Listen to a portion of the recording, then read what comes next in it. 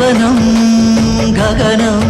ಅಲ್ಲಿ ವಿದ್ಯಾರ್ಥಿಗಳಿಗಂತಾನೆ ಒಂದು ಪಾರ್ಕ್ ಇದೆ, ಓದ್ಲಿಕ್ಕೆ. ಅದು ಅಲ್ಲಿ ಯಾರು ಇರ್ತಾರೆ ಅಂತಂದ್ರೆ 10 ವರ್ಷ ಆದ್ರೂ ಜಾಬ್ ಆಗದೆ ಇರೋರು, 12 ವರ್ಷ ಆದ್ರೂ ಜಾಬ್ ಆಗದೆ ಇರೋರು, ಮನೆಯಲ್ಲಿ ಮುಖ ತೋರಿಸ್ಕೊಳ್ಳಕ್ಕೆ ಆಗದೆ ಇರೋರೆಲ್ಲ ಅಲ್ಲಿ ಬಿದ್ದಿರ್ತಾರೆ ಸರ್. ಚಾಪೆ ತಗೊಳ್ಳಕ್ಕೂ ಗತಿ ಇರಲ್ಲ ಸರ್. ಆ ರಟ್ಟ ಬಾಕ್ಸೇ ಅವ್ರದ್ದು ಹಾಸಿಗೆ.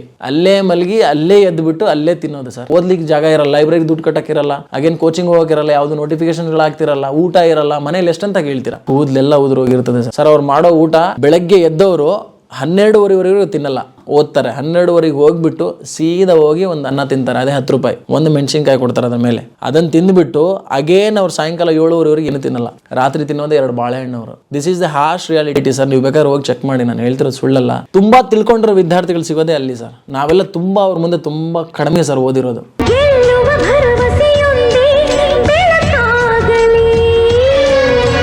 ಅಗ್ರಿಕಲ್ಚರ್ ಯೂನಿವರ್ಸಿಟಿ ರಾಯಚೂರಲ್ಲಿ ನನಗೆ ಮೆರಿಟಲ್ ಸೀಟ್ ಸಿಕ್ತು. ಅಲ್ಲೂ ಹೌದು ಸರ್, ಗೌರ್ಮೆಂಟ್ ಸೀಟ್ ಸಿಕ್ತು ಅಲ್ಲೂ. ಅಲ್ಲಿ ಒಂದು ಕಹಿ ಘಟನೆ ಇದೆ ಸರ್. ಅಲ್ಲಿವರೆಗೂ ನಮ್ಮ ಹತ್ರ ದುಡ್ಡಿಲ್ಲಲ್ಲ ಸರ್. ಅಲ್ಲಿ ಹೋದಾಗ ಹಾಸ್ಟೆಲ್ ಫೀಸ್ ಆ್ಯಕ್ಚುಲಿ 15,000 ಕಟ್ಟಬೇಕಾಗಿತ್ತು.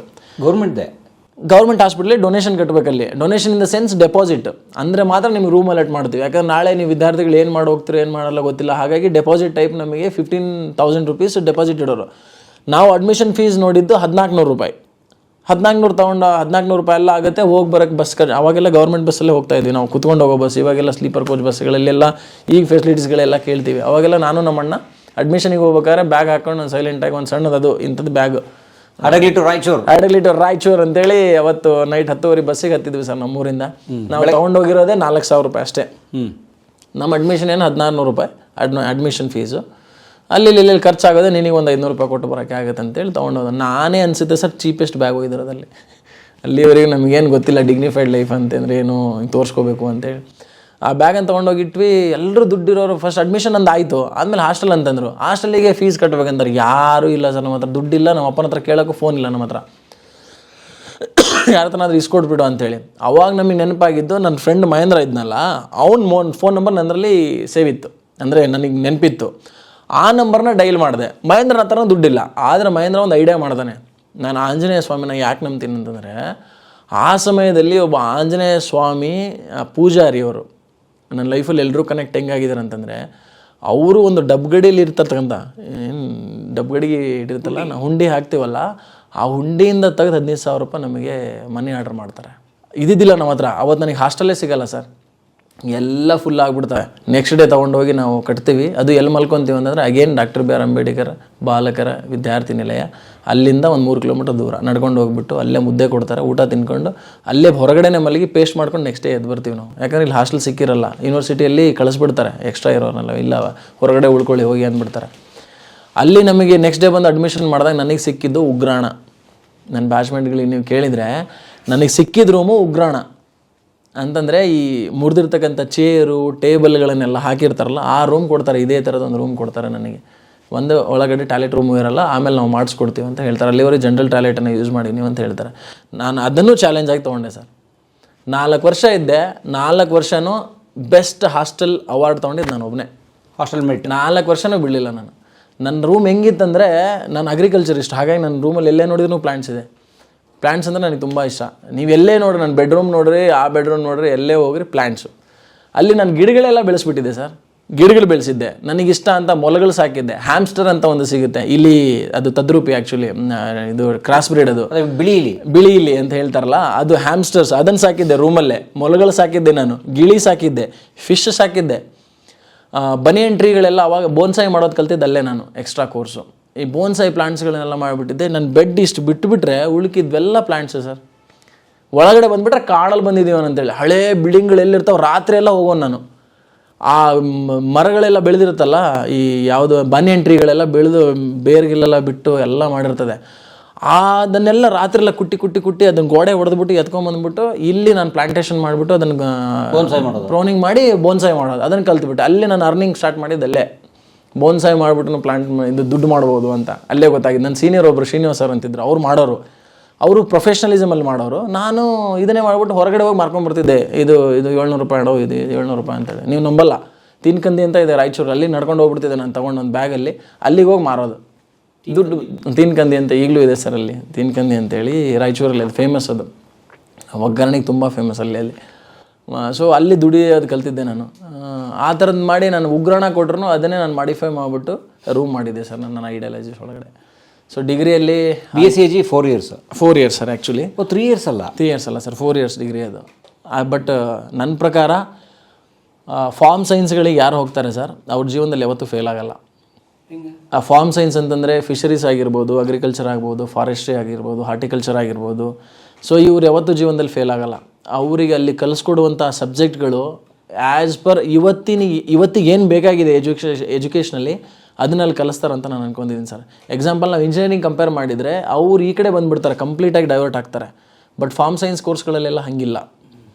ಅಲ್ಲಿ ಇಂಡಿಯನ್ ಕಾನ್ಸ್ಟಿಟ್ಯೂಷನ್ನೇ ಓದಬೇಕು, ಅಲ್ಲಿ ರೂರಲ್ ಡೆವಲಪ್ಮೆಂಟ್ ನೀವು ಓದಲೇಬೇಕು, ಅಲ್ಲಿ ಇದು ಏನದು ಸೈಕಾಲಜಿನೇ ಓದಬೇಕು, ಎಲ್ಲ ಸಬ್ಜೆಕ್ಟ್ಗಳು ಓದಬೇಕು ಸರ್ ಅಲ್ಲಿ. ಸೊ 23-24 ಸಬ್ಜೆಕ್ಟ್ಗಳು ಕಂಟಿನ್ಯೂ ಆಗ್ತಾ ಇರ್ತದೆ ಲೈಫಲ್ಲಿ.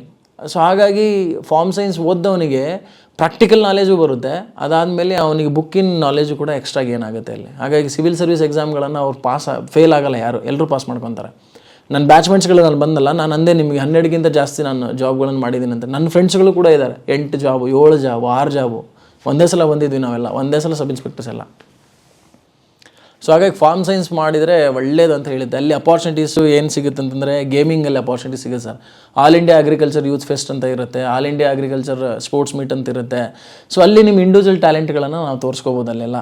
ಸೊ ಏನು ಇಲ್ಲಿ ನಾವು ಅಂದ್ಕೊಂಡು ಹೋಗಿರ್ತೀವಿ ನನಗೆ ಅಪಾರ್ಚುನಿಟಿ ಸಿಗಲಿಲ್ಲ ಅಂಥೇಳಿ, ಈ ಯೂನಿವರ್ಸಿಟಿ ಒಳಗಡೆ ನಾವು ಅಪಾರ್ಚುನಿಟಿ ವೈಡ್ ಆಗಿರುತ್ತೆ ಸರ್, ಯಾವುದನ್ನಾದರೂ ಯೂಸ್ ಮಾಡ್ಕೋಬೋದು. ನಿಮ್ಮ ಥರನೇ ನಾನು ಕೂಡ ಮೋನೋ ಆ್ಯಕ್ಟಿಂಗ್ ನ್ಯಾಷನಲ್ಸಲ್ಲಿ ಪಾರ್ಟಿಸಿಪೇಟ್ ಮಾಡಿದ್ದೀನಿ ಸರ್. ಅದಾದಮೇಲೆ ನಾನು ಕೂಡ ಬಣ್ಣ ಹಚ್ಚಿ ನಿಮ್ಮ ರಂಗಾಯಣದಿಂದಾನೇ ನಮಗೆ ಮೋಹನ್ ಸರ್ ಅಂತೇಳಿ ಅವರು ಬರ್ತಾಯಿದ್ರು, ಪ್ರತಿ ವರ್ಷ ಅವರೇ ಕಲಿಸ್ಕೊಡೋರು ನಮಗೆ. ಅದಾದಮೇಲೆ ಡಿಂಗ್ರಿ ನರೇಶ್ ಅವರು ನಮ್ಮ ಗುರುಗಳು ಆ್ಯಕ್ಚುಲಿ. ಅವರು ಬಂದ್ಬಿಟ್ಟು ನನಗೆ ಪೂಜೆ ಕುಣಿತ, ಕಂಸಾಳೆ, ಡೊಳ್ಳು, ನಾನು ಹಳೆ ಫೋಟೋಸ್ಗಳು ತಮಗೆ ಶೇರ್ ಮಾಡಿದ್ರೆ ಖುಷಿ ಅನ್ಸುತ್ತೆ ಸರ್. ನಾನು ಡ್ರಾಮಾ ಮಾಡಿದ್ದೀನಿ, ತುಂಬ ಆ್ಯಕ್ಟ್ ಮಾಡಿದ್ದೀನಿ ನಿಮ್ಮ ಥರನೇ. ನಾನು ಆರ್ಟಿಸ್ಟ್ ಆಗಬೇಕು ಅನ್ನೋ ಒಂದು ಆಸೆ ಸರ್ ನನಗೂ. ಬಟ್ ಏನು ಮಾಡೋಕ್ಕಾಗಲ್ಲ, ಈ ರಂಗಕ್ಕೆ ಬಂದುಬಿಟ್ಟಿದ್ದೀವಿ. ಅಲ್ಲೆಲ್ಲ ತುಂಬ ಅಪಾರ್ಚುನಿಟೀಸ್ಗಳು ಸಿಕ್ಕ ಸರ್. 4 ವರ್ಷ ನಾವು ಪಾರ್ಟಿಸಿಪೇಟ್ ಮಾಡಿದ್ವಿ, ನ್ಯಾಷನಲ್ಸ್ ರೆಪ್ರೆಸೆಂಟ್ ಮಾಡಿದ್ವಿ. ನಮ್ಮಲ್ಲಿ all India tour, Karnataka state tour ಇರುತ್ತೆ. ಪ್ರತಿ ಹಳ್ಳಿಗೂ ವಿಸಿಟ್ ಮಾಡ್ತೀವಿ, ಪ್ರತಿ ಡಿಸ್ಟಿಕ್ ವಿಸಿಟ್ ಮಾಡ್ತೀವಿ ನಾವು. ಪ್ರತಿ ಡಿಸ್ಟಿಕ್ ಕರ್ನಾಟಕದ ಎಲ್ಲ ಮೂಲೆಯಲ್ಲೂ ವಿಸಿಟ್ ಮಾಡ್ತಾರೆ. ಅದಕ್ಕೆ ಫಾರ್ಮ್ ಸೈನ್ಸ್ನವ್ರಿಗೆ ಯಾಕೆ ನಾಲೆಜ್ ಬರುತ್ತೆ ಅಂತ ಹೇಳ್ತಾರೆ, ಅದು ಎಕ್ಸ್ಪ್ಲೋರ್ ಮಾಡ್ತಾರೆ. ತಗೊಂಡೋಗಿ ವಾಟ್ ಈಸ್ ಡೈರಿ ಅಂತ ತೋರಿಸ್ತಾರೆ, ವಾಟ್ ಈಸ್ ಶೋಯಿಂಗ್ ಅಂತ ತೋರಿಸ್ತಾರೆ, ವಾಟ್ ಈಸ್ ರೂರಲ್ ಡೆವಲಪ್ಮೆಂಟ್ ಅಂತ ತೋರಿಸ್ತಾರೆ. ಒಂದು ಟಾಯ್ಲೆಟ್ ಕಟ್ಟೋದ್ರಿಂದ ಹಿಡಿದುಬಿಟ್ಟು NCCಯಲ್ಲಿ ಸರ್ ನಾನು NSS ಅಲ್ಲಿ ನಾನು ನ್ಯಾಷನಲ್ಸನ್ನು ರೆಪ್ರೆಸೆಂಟ್ ಮಾಡಿಬಿಟ್ಟು all India Atal Bihari Vajpayee mountaineerings and allied sports training centre ಇದೆ ಹಿಮಾಚಲ್ ಪ್ರದೇಶದಲ್ಲಿ. ಅಲ್ಲಿ ನಾನು 6 ತಿಂಗಳು ಟ್ರೈನಿಂಗ್ ತೊಗೊಂಡಿದ್ದೀನಿ, ಸ್ಪೆಷಲ್ ಟ್ರೈನಿಂಗ್ ಆ್ಯಕ್ಚುಲಿ NSS ಒಳಗಡೆ. ಒಂದು ಮನುಷ್ಯ ಅವನಿಂದ ಏನೇನೆಲ್ಲ ಕೆಪಾಬಿಲಿಟಿನ ರೂರಲಲ್ಲಿ ನಾವು ಎಕ್ಸ್ಪ್ಲೋರ್ ಮಾಡ್ಬೋದು. ಒಬ್ಬ ವ್ಯಕ್ತಿ ಮನೆ ಕಟ್ಕೊಡೋದಾಗಿರ್ಬೋದು, ಒಬ್ಬರನ್ನ ಟಾಯ್ಲೆಟ್ ರೂಮ್ ಕಟ್ಕೊಡೋದಾಗಿರ್ಬೋದು, ವಿದ್ಯಾರ್ಥಿಗಳಿಗೆ ಬುಕ್ಸ್ ಕೊಡಿಸೋದಾಗಿರ್ಬೋದು, ಬ್ಯಾಗ್ ಕೊಡಿಸೋದಾಗಿರ್ಬೋದು, ನಾನು ಅಡಾಪ್ಟ್ ಮಾಡ್ಕೊಂಡಿದ್ದೀನಿ ಸರ್. ಈಗಲೂ ಈ ಹಾರ್ಟ್ ಪೇಷಂಟ್ಸ್ಗಳಿಗೆ ತುಂಬ ನಾನು ಡೊನೇಟ್ ಮಾಡಿದ್ದೀನಿ ಸರ್. ನಾನು ಡೈರಿ ಬೇಕಾದ್ರೆ ನಿಮಗೆ ತೋರಿಸ್ತೀನಿ ಯಾರ್ಯಾರಿಗೆ ಏನೇನು ಕೊಟ್ಟಿದ್ದೀನಿ ಅಂತೇಳಿ. ಅದಾದಮೇಲೆ ನನ್ನ ಕಡೆಯಿಂದ ಬುಕ್ಸ್ ತಾವು ಅಲ್ಲೂ ನೋಡಿದರೆ ನಾನು ಬುಕ್ಸ್ ತರಿಸ್ತೀನಿ, ನನ್ನದೇ ಬುಕ್ಕು. ನಾನು 2 ಬುಕ್ಗಳನ್ನು ಬರೆದಿದ್ದೀನಿ, ಗರುಡ ದೃಷ್ಟಿ ಗುರಿಯ ಕಡೆಗೆ ಅಂಥೇಳಿ. ಆ ಬುಕ್ಸ್ಗಳನ್ನು ನಾನು ಎವ್ರಿ ಮಂತ್ ಮಿನಿಮಮ್ ಅಂದರೆ ಒಂದು 40 ಬುಕ್ಸ್ನ ಸ್ಟೂಡೆಂಟ್ಸಿಗೆ ಕಳಿಸ್ತೀನಿ. ಅದು ಯಾವುದಾದ್ರು ಲೈಬ್ರರಿ ಆದರೆ ಆಗಿರ್ಬೋದು, ಅಥವಾ ಯಾವುದಾದ್ರೂ ಒಂದು ಎಜುಕೇಷನಲ್ ಇನ್ಸ್ಟಿಟ್ಯೂಷನ್ ಆದರೆ ಆಗಿರ್ಬೋದು, ಅಥವಾ ಯಾರೋ ಒಬ್ಬ ವಿದ್ಯಾರ್ಥಿ ಓದ್ತಿದ್ದಾನೆ ಅಂತ ಹೇಳಿದರೆ ಅವನಿಗೆ ನಾನು ಕಳಿಸ್ಕೊಡ್ತೀನಿ ಸರ್ ನನ್ನ ಕಡೆಯಿಂದ. ಈ ಬುಕ್ಸ್ ನೀನು ಓದಪ್ಪ, ನಿನ್ನ ಸರ್ವಿಸಿಗೆ ಚೆನ್ನಾಗಾಗಲಿ. ಅದೆಲ್ಲ ನಮಗೆ ಕಲಿಸ್ಕೊಟ್ಟಿದ್ದೆ ಫಾರ್ಮ್ ಸೈನ್ಸ್ ಕೋರ್ಸ್ಗಳು, BSc ಕೋರ್ಸು. ಅದಾದಮೇಲೆ ಕರ್ನಾಟಕ ಅಷ್ಟೇ ನೋಡೋದಲ್ಲ, ಆಲ್ ಇಂಡಿಯಾ ಟೂರ್ ಅಂತ ಇರುತ್ತೆ. ಮತ್ತು ನಮಗೆ ಅಗೇನ್ ಇಂಡಿಯಾನ ಎಕ್ಸ್ಪ್ಲೋರ್ ಮಾಡ್ತಾರೆ, ಆಲ್ ಸ್ಟೇಟ್ಸ್ ವಿಸಿಟ್ ಮಾಡ್ತಾರೆ sir. Different cultures, vibes, traditions, foods, ಅದಾದಮೇಲೆ ಲ್ಯಾಂಗ್ವೇಜಸ್ಸು ಎಲ್ಲ ಅಲ್ಲೇ ಎಕ್ಸ್ಪ್ಲೋರ್ ಮಾಡ್ತಾರೆ ನಮಗೆಲ್ಲ. ಹೆಂಗೆ ನಡೀತಾ ಇದೆ ಸಮಾಜ ಅಂತೇಳಿ. Even they will take us to a prostitutional site and they will teach us what is happening in this society ಅಂತ. ಸೊ ಅದಕ್ಕೆ ಫಾರ್ಮ್ ಸೈನ್ಸ್ ಓದೋರು ನನ್ನ ಪ್ರಕಾರ ಫೇಲ್ ಆಗಲ್ಲ ಸರ್. ಇಂಡಿವಿಜುವಲ್ ಆದರೂ ಅವ್ರು ಬೆಳೀತಾರೆ. ನಾನು ಯಾವುದೋ ಒಂದು ಅಂಗಡಿನಾದರೂ ಬಿಟ್ಕೊಂಡು ನಾನು ಬಾಳ್ತೀನಿ ಹೊರತು ನನ್ನ ಚಟಕ್ಕೆ ಹಾಳಾಗಲ್ಲ. ಆ ಕಾನ್ಫಿಡೆನ್ಸು ನಮಗೆ ಫಾರ್ಮ್ ಸೈನ್ಸ್ ಕೋರ್ಸ್ಗಳು ತುಂಬಿತ್ತು ಸರ್. ರಾಯಚೂರು ಅನ್ನೋದು ನನಗೆ ಆ ಥರದ್ದು ಎಲ್ಲ ಒಂದು ಬೇರೆ ರೀತಿಯ ರಂಗಗಳಲ್ಲಿ ತೋರಿಸ್ಕೊಳ್ಳಿಕ್ಕೆ ಕೊಡ್ತು. ಸ್ಪೋರ್ಟ್ಸಲ್ಲಿ ತೋರಿಸ್ಕೊಳ್ಳಿಕ್ಕೆ ಕೊಡ್ತು, ಆರ್ಟ್ಸಲ್ಲಿ ತೋರಿಸ್ತು, ಸಿಂಗಿಂಗಲ್ಲಿ ತೋರಿಸು. ಅದಾದಮೇಲೆ ನಾವು ಹೇಳ್ದಂಗೆ ಫೈನ್ ಆರ್ಟ್ಸ್ಗಳಲ್ಲಿ ಮಾಡ್ತಾಯಿದ್ವಿ, ಕ್ಲೇ ಮಾಡಲಿಂಗ್ ಆ ಥರದ್ದೆಲ್ಲ, ಅದಕ್ಕೆ ಎಕ್ಸ್ಪೋಸ್ ಮಾಡ್ತು. ಸೊ ತುಂಬ ರಂಗದಲ್ಲಿ ಅಲ್ಲಿ ನನಗೆ ಸಪೋರ್ಟ್ ಕೂಡ ಮಾಡಿದ್ದಾರೆ ಸರ್ ಅಲ್ಲಿರೋರು. ಡಾಕ್ಟರ್ ರಾಜಣ್ಣ ಸರ್ ಅಂತಿದ್ದಾರೆ ಸರ್, ಅಲ್ಲಿ PT ಟೀಚರು. ಹೀ ಗಿವನ್ ಮಿ ಟ್ರಿಮ್ಯಾಂಡರಸ್ ಹೆಲ್ಪ್ ಸರ್. ಈ ಹೆಲ್ಪ್ಡ್ ಮೀ ಲಾಟ್. ಆ ಟೈಮಲ್ಲಿ 2,000-3,000ಕ್ಕೂ ನನಗೆ ಅವರೇ ಏನೇನದು ಬೇಕಾತಂದರೆ ಅವರೇ ಮಾಡೋರು. ನಿನ್ನ ಫ್ರೂಟ್ಸ್ ತಿನ್ನೋ, ನೀನು ಓಡ್ಬೇಕಷ್ಟೇ, ನಿನ್ನ ವೆಜಿಟೇಬಲ್ಸ್ ತೊಗೊಂಡು ತಿನ್ನೋ. ಫ್ರೂಟ್ ಶಾಪೇ ಹೇಳಿಬಿಟ್ರು ಸರ್ ಅಲ್ಲಿ ಅವ್ರನ್ನ. ನಾನು ಅಷ್ಟರ ಮಟ್ಟಿಗೆ ಡೆಡಿಕೇಟೆಡ್ ಇರ್ತಿದ್ದೆ. ಎಲ್ಲರೂ ಮುಗಿಸ್ಕೊಂಡು ಪಿ ಟಿ ಮುಗಿದ್ರೆ ಸಾಪ ಅಂತ ಮಲಗಬೇಕಾದ್ರೆ ನಾನು ಹೋಗಿ ಓಡ್ತಾ ಇದ್ದೆ. ಯಾಕಂದ್ರೆ ನನಗೆ inspiration Bhaag Milkha Bhaag movie, sprinter ಆಗ್ಬೇಕು ನಾನು, ನೀವು ಫಿಸಿಕಲಿ ಫಿಟ್ ಇದ್ದೀರ ಅಂತ ಹೇಳಿದ್ರಲ್ಲ, ಅಲ್ಲಿಂದನೇ ನನ್ನ ಜರ್ನಿ ಜಾಸ್ತಿ ಸ್ಟಾರ್ಟ್ ಆಗಿದ್ದು ಸರ್ ನನಗೆ ಆ್ಯಕ್ಚುಲಿ. ಸೊ ಹಾಗಾಗಿ ಡಿಗ್ರಿ ಲೈಫ್ ಅನ್ನೋದು ತುಂಬ ಖುಷಿಯಾಗಿತ್ತು. ಅದಾದಮೇಲೆ ಈ ಥರದಲ್ಲೇ ನೋಡ್ಕೊಂಬಂದೆ. ಸಡನ್ನಾಗಿ ಮನೆಗೆ ಬಂದು ನೋಡಿದ್ರೆ ಅದೇ ಪರಿಸ್ಥಿತಿ. ಯಾಕಂದರೆ ನಾವು ವರ್ಷಕ್ಕೆ 2 ಸಲ ಇಲ್ಲ 1 ಸಲ ಬಂದು ಮನೆಗೆ ಬಂದು ಹೋಗ್ಬಿಡ್ತಿದ್ವಿ. ಅದೇ ವಾಪಸ್ ಬರಬೇಕಾದ್ರೆ ನಮ್ಮ ಅಮ್ಮನಿಗೆ ತುಂಬ ಟಾರ್ಚರ್ ಆಗಿಬಿಟ್ಟಿತ್ತು ನಮ್ಮ ತಂದೆದು. ದೊಡ್ಡ ಹುಡುಗ MA ಮಾಡಿದ್ದಾನೆ, MEd ಮಾಡ್ತಾ ಇದ್ದಾನೆ, KS ಇಂಟರ್ವ್ಯೂವರೆಗೆ ಹೋಗ್ತಿದ್ದಾನೆ, ಸೆಲೆಕ್ಟ್ ಆಗ್ತಾಯಿಲ್ಲ. ಕೇಳಿದರೆ ಕಾಸು ನಮ್ಮ ಹತ್ರ ಇಲ್ಲ ಸರ್ ಅವಾಗ. ಆಯಿತಾ, ಅದಾದಮೇಲೆ ಸಬ್ ಇನ್ಸ್ಪೆಕ್ಟರ್ ಸೆಲೆಕ್ಟ್ ಆಗ್ತಾನೆ. ಅವನಿಗೆ ಕಲರ್ ಬ್ಲೈಂಡ್ನೆಸ್ ಇದೆ ಅಣ್ಣನಿಗೆ. ಸೊ ಹಾಗಾಗಿ ಅವನು ಎಕ್ಸಿಟ್ ಆಗ್ತಾನೆ. ಸೊ ಅವ್ನ ಲಕ್ ಸರಿ ಇಲ್ಲ ಅಂಥೇಳಿ, ಅವ್ನು ಬ್ಯಾಡ್ ಲಕ್ ಏನೋ, ನನ್ನ ಲಕ್ ಸರಿ ಇಲ್ಲ, ನಂದು ಯಾವುದೂ ಆಗ್ತಾಯಿಲ್ಲ ಅಂತ ಸರೆಂಡರ್ ಆಗಿಬಿಟ್ಟಿರ್ತಾನೆ. ಅವನು ಊರಲ್ಲಿ MMS ಸ್ಟಾರ್ಟ್ ಮಾಡ್ತಾನೆ. Is A double degree holder. Hi started browsing cattles. ನಮ್ಮದು MA ಏನಿದೆ ಅಲ್ಲ ಅದನ್ನು ಮೇಯಿಸ್ಲಿಕ್ಕೆ ಸ್ಟಾರ್ಟ್ ಮಾಡ್ತಾನೆ ನಮ್ಮೂರಲ್ಲಿ, ನಮ್ಮ ದೊಡ್ಡಣ್ಣ. ಅದಾದಮೇಲೆ ಇನ್ನೊಬ್ಬನು ಫೇಲ್ ಆಗಿರ್ತಾನೆ. ಅವನ ಲೈಫು ಅಧೋಗತಿ ಆಯಿತು. ಒಬ್ಬನು ಊರು ಬಿಟ್ಟು ಹೋಗ್ಬಿಟ್ಟಿರ್ತಾನೆ. ನಾನು ಅಲ್ಲಿ ಓದ್ತಾ ಇದ್ದೀನಿ. ನನಗೆ ಇದೆಲ್ಲ ಯಾವುದು ಹೇಳ್ಕೊಡಲ್ಲ ನಮ್ಮಣ್ಣ. ಟಿಲ್ ಟುಡೇ ಯಾವುದೇ ಪ್ರಾಬ್ಲಮನ್ನು ಅವ್ನು ನನಗೆ ಇವತ್ತು ಹೇಳಿಲ್ಲ, ಇವತ್ತಿನವರೆಗೂ. ನನ್ನ ತಂದೆಕ್ಕಿಂತ ಹೆಚ್ಚಿನ ಸ್ಥಾನವನ್ನು ನಮ್ಮ ಮನೆಯಲ್ಲಿ ಅವನೇ ತೊಗೊಂಡಿರೋದು. He taken our family like this. ನಾವು 5 ಜನ ಏನಿದ್ದೀವಿ ಹಿಂಗೆ ತೊಗೊಂಡಿರೋದು ಅವನು. 4 ಜನ ಗಂಡು ಮಕ್ಕಳು, ಒಬ್ಬಳು ಹೆಣ್ಮಕ್ಳು, ಹಿಂಗೆ ತೊಗೊಂಡು ಹೋಗ್ತಾ ಇರೋದು ಫ್ಯಾಮಿಲಿನ. ಸೊ ಅಲ್ಲಿ ನಮಗೆ ನಮ್ಮಣ್ಣ ಅಲ್ಲಿಂದ ನಾನು ಬಂದಾಗ ಇನ್ನೂ ಅಹಂ ಬಂದುಬಿಟ್ಟಿರುತ್ತೆ ಮನುಷ್ಯನಿಗೆ. ಡಿಗ್ರಿ ಹೋಲ್ಡರು, ಅಲ್ಲಿ ಇಲ್ಲಿ ರೆಪ್ರೆಸೆಂಟ್ ಮಾಡಿದ್ದೀನಿ, ಡೊನೇಷನ್ ತಿಂದಿದ್ದೀನಿ, ಏನು ಇದು ತಿಂದಿದ್ದೀನಿ, ಸ್ಕಾಲರ್ಶಿಪ್ ತಿಂದಿದ್ದೀನಿ, NSSನ ಅಲ್ಲಿ ಹೋಗಿ ಬಂದಿದ್ದೀನಿ. ಅಂದರೆ ನಿಮ್ಗೆ ಏನಿರುತ್ತೆ, ನ್ಯಾಷನಲ್ ರೆಪ್ರೆಸೆಂಟ್ ಮಾಡ್ದನಪ್ಪ ನಾನು, ನನಗೇನು ಕಡಿಮೆ, ಯಾರಾದರೂ ಕರೆದು ನಾನು BSc ಅಗ್ರಿಕಲ್ಚರ್ ಮುಗಿಸಿದ್ರೆ ಯಾರಾದರೂ ಕೊಡ್ತಾರೆ ನನಗೆ ಅನ್ನೋದು ಒಂದು ಅಹಂ ಬಂದುಬಿಟ್ಟಿರುತ್ತೆ. ಮತ್ತೆ ಮನೆಗೆ ಬಂದು ನೋಡಿದಾಗ ಮನುಷ್ಯನಿಗೆ ಬಂದ್ಬಿಡುತ್ತೆ ಸರ್ ಅದು. ಕಷ್ಟಗಳು ನಾವು ಬಂದು ಗ್ರೌಂಡ್ ಲೆವೆಲಲ್ಲಿ ನೋಡಲಿಲ್ಲ ಅಂತಂದರೆ ಮನುಷ್ಯ ಎಲ್ಲೋ ತೇಲ್ತಿರ್ತಾನೆ ಮೇಲೆ, ಹತ್ಬಿಡುತ್ತೆ. ಅದು ಒಂಥರ ನಶೆ ಅದು. ಓದ್ತಾ ಇರೋ ಮನುಷ್ಯನಿಗೆ ಹೆಂಗೆ ಎಬ್ಸ್ತಿರ್ತಾರೆ ಜನ. ಯಾರನ್ನ ಹೇಳಿ, ಯಾರು ಚೆನ್ನಾಗಿರ್ತಾರೆ ಅವ್ರನ್ನೇ ಬೆಳೆಸ್ತಿರ್ತಾರೆ. ಕೆಳಗೆ ಯಾವನು ಕಡಿಮೆ ಇರ್ತಾನೋ ಅವ್ನು ನೆಗ್ಲೆಕ್ಟ್ ಮಾಡಿಬಿಡ್ತಾರೆ. ಸೊ ನಾವೆಲ್ಲ ಸ್ವಲ್ಪ ಹೂ ಥರ ಮೇಲೆ ಬಂದ್ವಿ, ಹೂ ಥರನ ಟ್ರೀಟ್ ಮಾಡ್ತಾಯಿದ್ರು. ಮನೆಗೆ ಬಂದು ನೋಡಿದ್ರೆ ಇನ್ನೂ ನಮ್ಮ ಅಪ್ಪಂದು ಅದೇ ಹರಿದೋಗಿರೋ ಚಪ್ಪಲಿ, ಅದಾದಮೇಲೆ ಅದೇ ಬನೇನು ಹಾಕಂತಿದ್ದಾನೆ, ಎಲ್ಲ ತೂತಾಗಿರೋ ಬನೇನ್ಗಳು ಹಾಕಂತಿದ್ದಾಳೆ. ನಮ್ಮ ತಾಯಿ ಕಾಲು ನೋಡೋಕ್ಕಾಗಲ್ಲ, ನನಗೆಲ್ಲ ಬಿರುಕಾಗಿಬಿಟ್ಟಿದ್ದಾವೆ. ನೀರಾವರಿಗೆ ಅವಳೇ ಹೋಗ್ಬೇಕು. ಏನಾದರೂ ಕೇಳಿದರೆ ನಮ್ಮಪ್ಪ, ನಿನ್ನ ಮಕ್ಕಳೇನು ಸಾಧನೆ ಮಾಡಿಲ್ಲಲ್ಲ, ಊರಿನ ಜನ ಎಲ್ಲ ನನಗೆ ಹೇಳಿದ್ರು, ನಾನು ಕೇಳಲಿಲ್ಲ, ನಾನು ತಪ್ಪು ಮಾಡಿಬಿಟ್ನೇನೋ ಅಂತೇಳಿ ಕೊರಗಕ್ಕೆ ಸ್ಟಾರ್ಟ್ ಮಾಡಿಬಿಟ್ರು ಸರ್ ಮತ್ತೆ. ಸೊ ಇದು ಯಾಕಂದರೆ ನಮ್ಮ ಅಣ್ಣ MA ಇದ್ದಾನೆ ಸರ್ ಊರಲ್ಲಿ. MA B.Ed ಗ್ರ್ಯಾಜುಯೇಟು, DC ಆಗಬೇಕಾಗಿರೋರು, ಕನಸ್ಕೊಂಡವ್ರು ಆ ರೀತಿಲೆಲ್ಲ. ಸೊ ಇಂಟ್ರ್ಯೂ ಹೋಗಿ ಬಂದವರು ಸರ್ ಅವರೆಲ್ಲ. ಅವಾಗ ಹೆಂಗೆ ಅನ್ಸುತ್ತೆ ಮನುಷ್ಯನಿಗೆ, ಇಂಟ್ರ್ಯೂ ಹೋಗಿದ್ದಾರೆ ಅಂತಂದ್ರೆ ಆಗ್ಬಿಡುತ್ತೆ ಬಿಡು, ಯಾವುದಾದ್ರೂ ಒಂದು ಆಗುತ್ತೆ. ಇಡೀ ಊರಿನ AC ಆಗಲಿಲ್ಲ ಅಂದ್ರೆ, DSP ಆಗಲಿಲ್ಲ ಅಂದ್ರೆ ಯಾವುದಾದ್ರೂ ಒಂದು ಆಗುತ್ತೆ ಬಿಡು.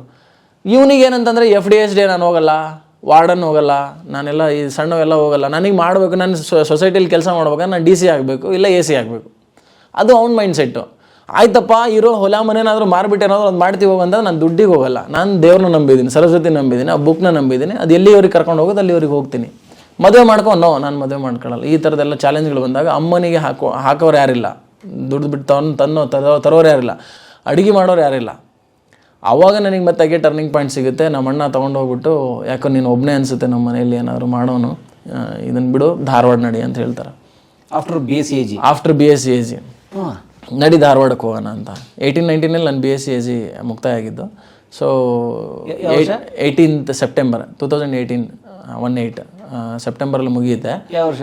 2018ನಲ್ಲಿ ನಂದು 14 to 18 ನಂದು BSc ಅಗ್ರಿಕಲ್ಚರ್ ಅದು ಮುಗಿಯುತ್ತೆ. MSc ಮಾಡ್ತೀನಂತ ನಾನು. MSc ಮಾಡಬೇಡ ಅಂಥೇಳಿ ಮನೆಯಲ್ಲಿ, ಮತ್ತು ನಮ್ಮ ಹುಡುಗಿ ಕಡೆನೂ ಪ್ರೆಷರ್ ಆಗುತ್ತೆ. MSc ಮಾಡೋದು ಬೇಡ ಅಂಥೇಳಿ ಹುಡುಗಿನೂ ಕೂಡ ಹೇಳ್ತಾಳೆ. ಯಾಕಂದ್ರೆ ಮನೆ ಪರಿಸ್ಥಿತಿ ಹೆಂಗಿದೆ, ನೀನು ಮತ್ತೆ ಓದ್ಕೊಂಡು 2 ವರ್ಷ ಕೂತ್ಕೊಂತೀನಂದ್ರೆ ಇಲ್ಲಿ ಸತ್ತೇ ಹೋಗ್ಬಿಡ್ತಾರೆ.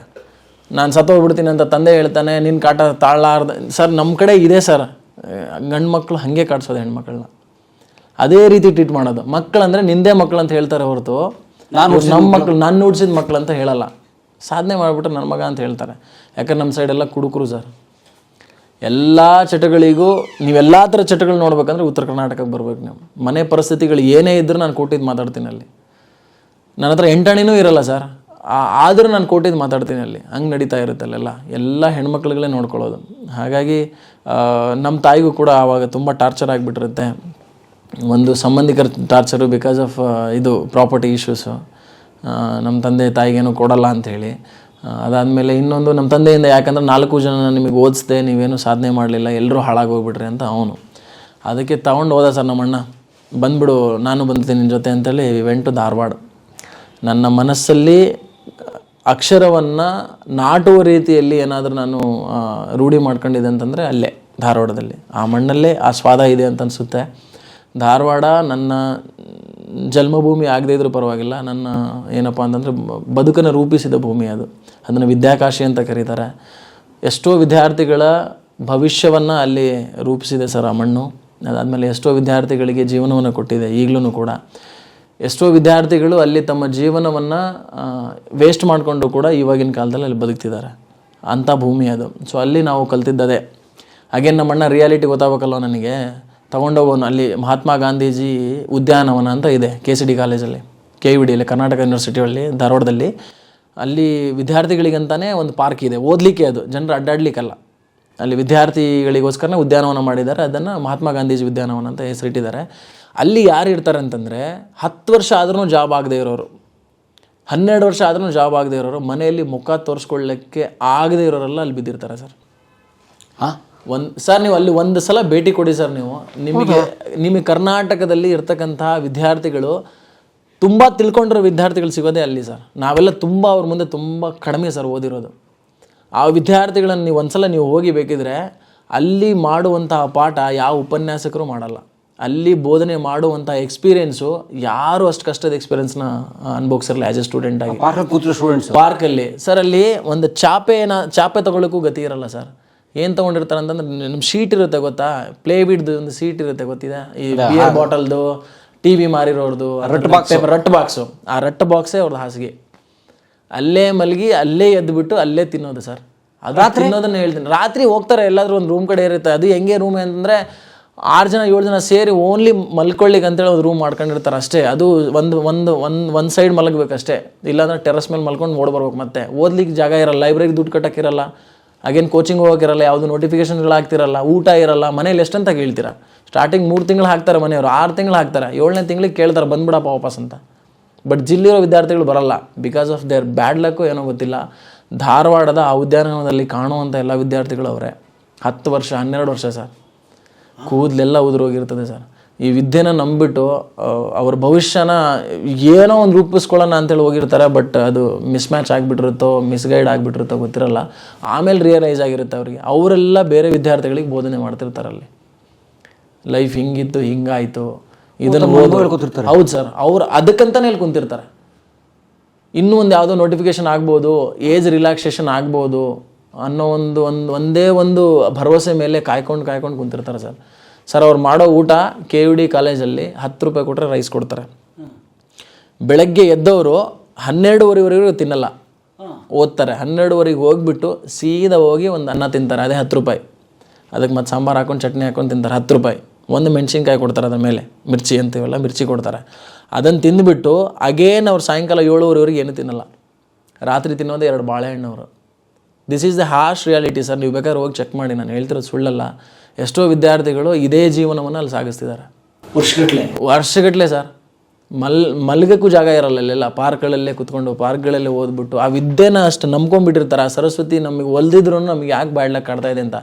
ನನಗೆ ಕಂಪೇರ್ ಮಾಡಿದರೆ ನನಗಿಂತ 100% ಅವ್ರು ಚೆನ್ನಾಗೇ ಇದ್ದಾರೆ ಓದೋದ್ರಲ್ಲಿ. ಬಟ್ ಯಾವುದ್ರಲ್ಲಿ ಕೈ ಹಿಡಿಯಲ್ವೋ, ಎಕ್ಸಾಮಿನೇಷನ್ ಸೆಂಟ್ರ್ ಹಂಗೆ ಆಗ್ಬಿಡುತ್ತೆ ಏನೋ ಗೊತ್ತಿರಲ್ಲ ಸರ್. ತುಂಬ ವಿದ್ಯಾರ್ಥಿಗಳು ಹಂಗಿದ್ದಾರೆ ಸರ್ ಅಲ್ಲೆಲ್ಲ. ಸೊ ಅವ್ರು ಮಾಡೋದೇ 2 ಊಟ ಸರ್. ಅದೇ ಊಟನ ಅದೇ ರೂಟೀನನ್ನು ನನಗೆ ಕಲಿಸ್ಕೊಟ್ರು ನಮ್ಮಣ್ಣ.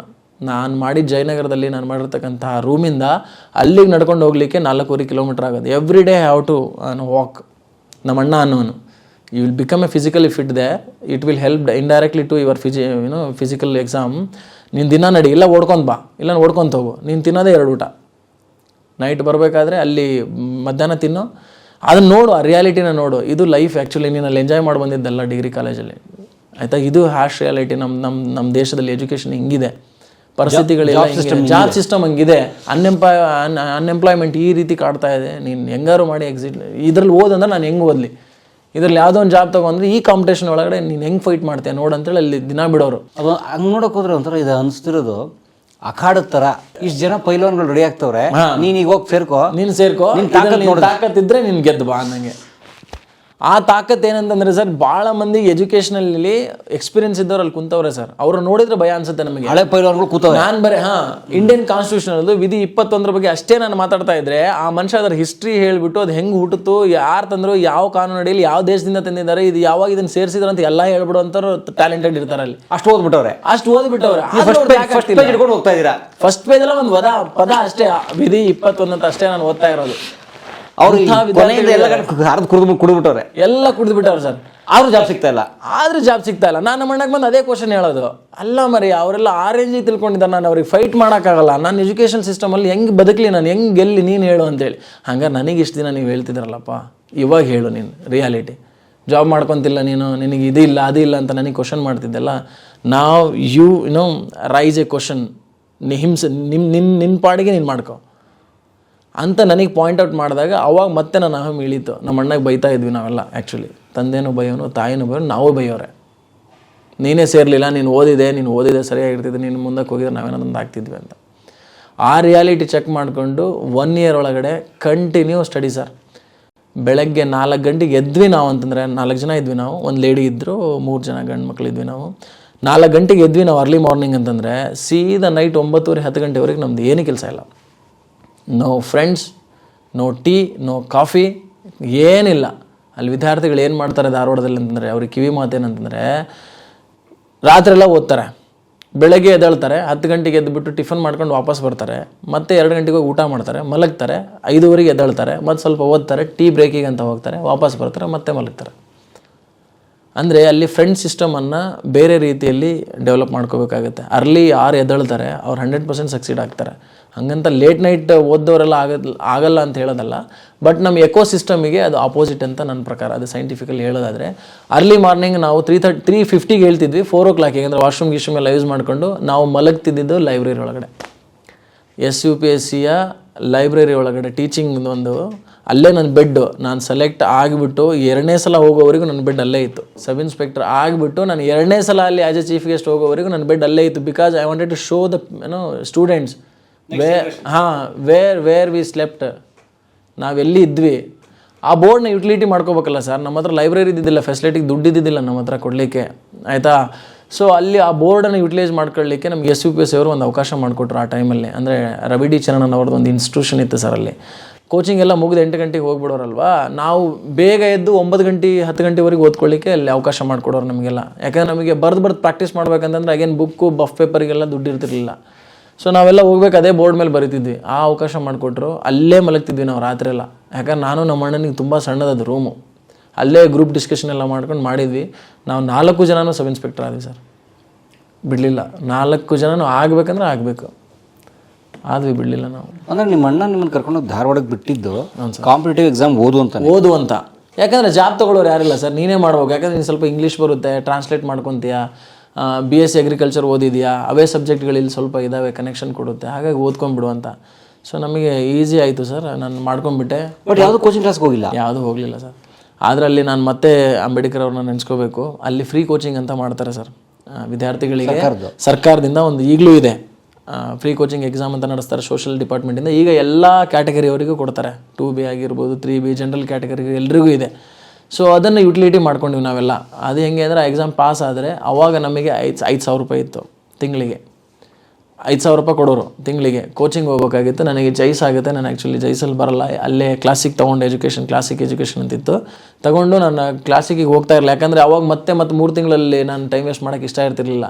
ದುಡ್ಡು ಬಂದರೆ ಸಾಕು ಅಂತ ಅವ್ರಿಗೆ ಮಾತಾಡ್ಕೊಂಡ್ಬಿಟ್ಟು 3,000 ನಮಗೆ ಕೊಡೋರು. ಆ 3,000ದಲ್ಲಿ ಜೀವನ ಕಳೀತಾ ಇದ್ವಿ. ಸೊ ನೀವು ಧಾರವಾಡ ಕಾಲಿಟ್ಟಿದೆ ಯಾವ ವರ್ಷ?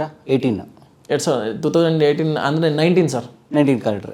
ಸೊ ಜಾಬ್ಗಳಿಗೆ ಅಪ್ಲೈ ಮಾಡೋಕ್ಕೆ ಶುರು ಮಾಡಿದೆ ಯಾವಾಗ? 2019 ನನಗೆ ನೋಟಿಫಿಕೇಷನ್ಸ್ಗಳು ಯಾವುದು ಸಿಗಲ್ಲ. ಒಂದು ಆಗಿಬಿಟ್ಟಿರುತ್ತೆ ಸಬ್ ಇನ್ಸ್ಪೆಕ್ಟರ್ದು, ಅದು ನನ್ನ ಎಲಿಜಿಬಿಲಿಟಿ ಇರಲ್ಲ ಅದಕ್ಕೆ. ಯಾಕಂದರೆ ನನ್ನ ಡಿಗ್ರಿ ಮುಗಿದಿರಲ್ಲ ಅಲ್ವಾ 18 ಕರೆದಿರೋದಕ್ಕೆ. ಸೊ 19 ನಾನು ಎಂಟ್ರಿ ಆಗ್ತೀನಿ, HK 12 ಪೋಸ್ಟ್ ಅಂತ ಕರೀತಾರೆ. HK 12 ಪೋಸ್ಟ್ ಬಿಡ್ತಾರೆ ಹೈದರಾಬಾದ್ ಕರ್ನಾಟಕ. 12 ಪೋಸ್ಟ್ ಬಿಡ್ತಾರೆ. ಯಾವ ಜಾಬು? ಸಬ್ ಇನ್ಸ್ಪೆಕ್ಟರ್ ಜಾಬ್ ಬಿಡ್ತಾರೆ. 64,000 ಜನ ಹಾಕಿರ್ತೀವಿ ನಾವು ಅಪ್ಲಿಕೇಶನ್ 12 ಜಾಬಿಗೆ. HK ಅವರೇ? ಹೌದು.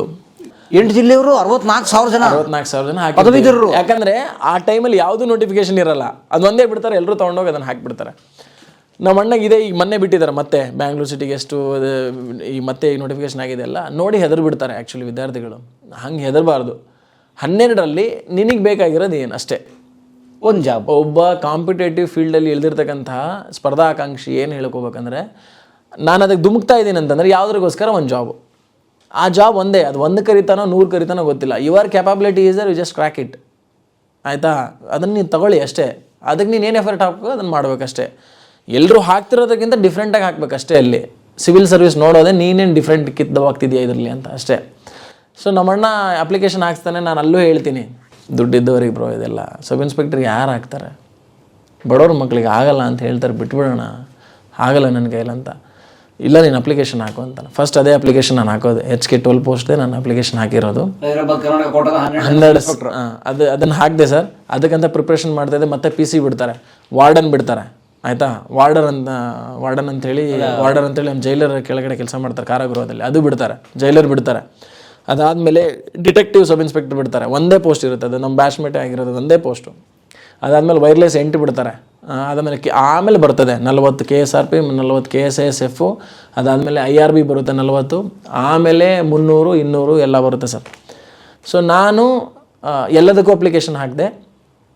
ಎಕ್ಸಾಮ್ ತುಂಬ ಚೆನ್ನಾಗಿ ಪ್ರಿಪ್ರೇಷನ್ ಮಾಡಿದೆ. ನಮ್ಮ ಅಣ್ಣನೇ ನನಗೆ ಮೆಂಟರು, ಯಾಕಂದರೆ ಅವ್ನು ಫೇಲ್ಯೂರ್ ಆಗಿದ್ನಲ್ವಾ. ಎಲ್ಲೆಲ್ಲಿ ಅವ್ನು ಮಾರ್ಕ್ಸ್ಗಳನ್ನು ಕಳ್ಕೊತಾ ಇದ್ದ, ಅಲ್ಲೆಲ್ಲೆಲ್ಲೇ ನೀನು ಓದನವರು. ಇದನ್ನು ಓದು, ನಿನಗೆ ಇಲ್ಲೇ ಮಾರ್ಕ್ಸ್ ಬರೋದು. ಎಲ್ಲರೂ ಅಲ್ಲೇ ನೆಗ್ಲೆಕ್ಟ್ ಮಾಡೋದು. ಯಾಕಂದ್ರೆ ನಾನು 100 ಏಟ್ ತಿಂದಿದ್ದೀನಿ ಗುರು, ನನಗೆ ಗೊತ್ತಿದೆ ಯಾವ ಕ್ವಶನ್ ಕೇಳ್ತಾನೆ ಅಂತ. ಸೊ ಒಂದ್ಸಲ ಗೆದ್ದವನಿಗೆ 100 ಸಲ ಅಪ್ಪ ಅವರೇ ಸರ್ ಆಗೋದು. ನಾನು ಹೇಳೋದು, ನಾವೆಲ್ಲ ಈಗ ಬಂದು ಕುತ್ಕೊಂಡಿದ್ದೀವಲ್ಲ, ಏನು ಎಕ್ಸಾಮ್ ಪಾಸ್ ಮಾಡಿಬಿಟ್ಟು ನಾವು ಬಂದು ಕುತ್ಕೊಂಡ್ಬಿಟ್ಟಿದ್ದೀವಿ ಅಂತೇಳಿ ನಾವೇನಕ್ಕೆ ಇದ್ದ ಬಾಕಿಲ್ಲ ಸರ್. ಇನ್ನೂ ಅಲ್ಲಿ ಫೇಲ್ಯೂರ್ ಆಗಿ ಬಿದ್ದಿದಾರಲ್ವಾ, ಅವರೇ ಆ್ಯಕ್ಚುಲಿ ನಿಜವಾದ ವಿದ್ಯೆಯನ್ನು ಹೋಲಿಸ್ಕೊಂಡವರು, ನಿಜವಾಗ್ಲೂ ಓದಿರೋರು ಅವರು. ಉದಾಹರಣೆಗೆ ಪಾರ್ಕಲ್ಲಿ ಕುಂತಿದಾರಲ್ಲ, ಗಾಂಧಿ ಉದ್ಯಾನವನದಲ್ಲಿ ಕುಂತಿದಾರಲ್ಲ, ಧಾರವಾಡದ್ದು, ಇಲ್ಲೇ ನಮ್ಮ ಅವರೇ ಸರ್. ನಿಜವಾಗ್ಲೂ ಓದ್ತಾ ಇರೋದು ಅವರೇ, ತಿಳ್ಕೊಂಡವ್ರು ಅವರೇ, ಒಂದು ವಿಷಯದ ಬಗ್ಗೆ ಗಾಢವಾಗಿ ನಾಲೆಜ್ ಇರೋರು ಅವರೇ. ನಾವೆಲ್ಲ ಮೇಲ್ಮೇಲೆ ಓದ್ಕೊಂಡ್ ಬಂದಿರ್ಬೋದು, ಗೊತ್ತಿಲ್ಲ ಸರ್. ಇಲ್ಲಿ ನಮ್ಮಲ್ಲೂ ಇದೆ ಸರ್, ಕುವೆಂಪು, ಇದು ನಮ್ದು ಯಾವುದು ಕುವೆಂಪು ನಗರ ಅಂತ ಬರುತ್ತೆ, ವಿಜಯನಗರ ಅಂತ ಬರುತ್ತೆ. ಹಾಂ, ಬ್ಯಾಂಗ್ಳೂರಲ್ಲಿ ನಮ್ಮದು ವಿಜಯನಗರದಲ್ಲಿ ಒಂದು ಸೆಂಟ್ರಲ್ ಲೈಬ್ರರಿ ಬರುತ್ತೆ. ಆ ಲೈಬ್ರರಿಗೆ ಹೋಗೋರೆಲ್ಲ ಇದೇ ಥರದ ವಿದ್ಯಾರ್ಥಿಗಳು. ಹಂಪಿ ನಗರದಲ್ಲಿ ಹೋಗೋರು ಇದೇ ಥರದ ವಿದ್ಯಾರ್ಥಿಗಳಲ್ಲಿ ಹೋಗೋದು. ಯಾಕಂದರೆ ಫಸ್ಟ್ ಫ್ರೆಷರ್ಸ್ ಬಂದವರಿಗೆಲ್ಲ ಅಪಾರ್ಚುನಿಟಿ ಇರುತ್ತೆ. ಅವರೆಲ್ಲ ದುಡ್ಡು ಕೊಟ್ಟು ಹೋಗಿರ್ತಾರೆ, AC ಲೈಬ್ರರಿ ಬೇಕು ನನಗೆ, ಈ ಲೈಬ್ರರಿ ಬೇಕು ಅಂಥೇಳಿ. ಏನೋ ಸಿವಿಲ್ ಸರ್ವಿಸ್ ಕೊಡ್ತಾರಲ್ವ ಕೋಚಿಂಗು, ಅವ್ರಿಗೆ ಪ್ರೊವೈಡ್ ಮಾಡಿರ್ತಾರೆ. ಇಲ್ಲ ಇವ್ರ ಹತ್ರ ದುಡ್ಡು ಇರುತ್ತೆ, ಆ ಟೈಮಲ್ಲಿ ಅವ್ರು ಹೋಗ್ತಾರೆ. ಆದರೆ ನೀವು ಜನರಲ್ ಲೈಬ್ರರಿಗೆ ಹೋಗ್ರಿ, ಅಲ್ಲಿ ಸಾರ್ವಜನಿಕರ ಲೈಬ್ರರಿಗೆ ಹೋಗ್ರಿ, ಪಬ್ಲಿಕ್ ಲೈಬ್ರರಿಗೆ, ಅಲ್ಲೆಲ್ಲ ಸಿಗೋರು ಅವರೇ. ಯಾಕಂದ್ರೆ ಅದನ್ನೇ ಯುಟಿಲಿಟಿ ಮಾಡ್ಕೊಳ್ಳೋದು. ಆ ನ್ಯೂಸ್ ಪೇಪರನ್ನೇ ಓದ್ಬಿಟ್ಟು ಅವ್ರು ಪಾಸ್ ಆಗೋದು ಬಡ ಹುಡುಗರು. ಹೌದು, ನಿಜವಾಗ್ಲೂ ಬಂದಿರೋರು ನಾವಲ್ಲ ಸರ್. ಯಾರು ಆಫೀಸರ್ಸ್ ಆಗಿದಾರಲ್ವ, ನಾವು ಸ್ವಲ್ಪ ತಿಳ್ಕೊಂಡವರು, ಅವ್ರು ಅಲ್ಲಿ ಕುಂತಿದಾರಲ್ಲ, ಅವರು ಆ್ಯಕ್ಚುಲಿ ನಿಜವಾಗ್ಲೂ ಓದ್ಕೊಂಡವರು ಜೀನಿಯಸ್. ಬಟ್ ಅವ್ರಿಗೆ ಅವಕಾಶಗಳು ವಂಚಿತರಾಗಿರ್ತಾರೆ. ಅವಕಾಶ ಸಿಕ್ಕಿರುತ್ತೆ, ಯಾವುದೋ ಒಂದರಿಂದ ಅವ್ರಿಗೆ ಬ್ಯಾಡ್ ಲಕ್ ಇರುತ್ತೆ, ಏನೋ ಗೊತ್ತಿಲ್ಲ, ಅಥವಾ ಸಮಯ ಕೂಡ ಬಂದಿರಲ್ಲ, ಏನೋ ಗೊತ್ತಿಲ್ಲ. ಬ್ಯಾಡ್ ಲಕ್ ಸರ್ ಅಷ್ಟೇ. ಕಲಾ ಮಾಧ್ಯಮದ ಎಲ್ಲಾ ಎಪಿಸೋಡುಗಳು ನಿಮಗೆ ಸಿಗಬೇಕು ಅಂತಂದ್ರೆ ಕಲಾ ಮಾಧ್ಯಮ ಯೂಟ್ಯೂಬ್ ಚಾನೆಲ್ನ ಸಬ್ಸ್ಕ್ರೈಬ್ ಮಾಡಿ, ಬೆಲ್ ಐಕಾನ್ನ ಕ್ಲಿಕ್ ಮಾಡಿ, ತಪ್ಪದೇ ಮಾಡಿ. ವಿಡಿಯೋ ನೋಡಿದ್ದಕ್ಕೆ ನಿಮಗೆ ತುಂಬಾ ಧನ್ಯವಾದಗಳು. ಪುಸ್ತಕಗಳನ್ನ ಓದು ಮನಸ್ಸನ್ನ ಅರಳಿಸುತ್ತೆ, ಬುದ್ಧಿಯನ್ನು ಚುರುಕು ಮಾಡುತ್ತೆ, ಕಾಣದ ಹೊಸ ಲೋಕವನ್ನು ಪರಿಚಯಿಸುತ್ತೆ. ಹಾಗಾಗಿ ಓದುವ ಸಂಸ್ಕೃತಿ ಹೆಚ್ಚಾಗ್ಲಿ. ಧನ್ಯವಾದ.